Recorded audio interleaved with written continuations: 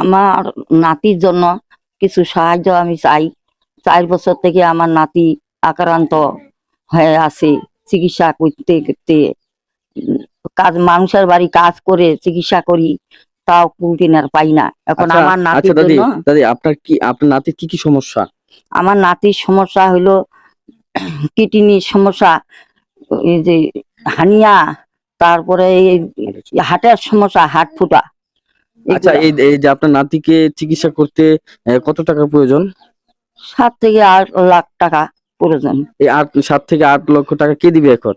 এখন মানুষের কাছে সাহায্য চাই, আল্লাহ যদি রহমত করে মানুষের দিলে, তাহলে আমাকে। প্রিয় দর্শক শ্রোতা, দাদি দেখেন জমি থেকে কাজ করে এই মাত্র আসলো, আমি বাসায় এসেছি, দৌড়ে চলে আসছে।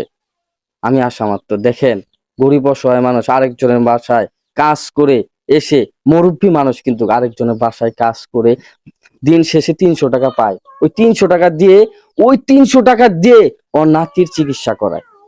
দেখেন সংসারটা কোথায় আছে। প্রিয় দর্শক শ্রোতা, আপনাদের কাছে বিনীতভাবে অনুরোধ করছি, আপনারা হয়তো 10টা টাকা দেন, সহযোগিতা করেন।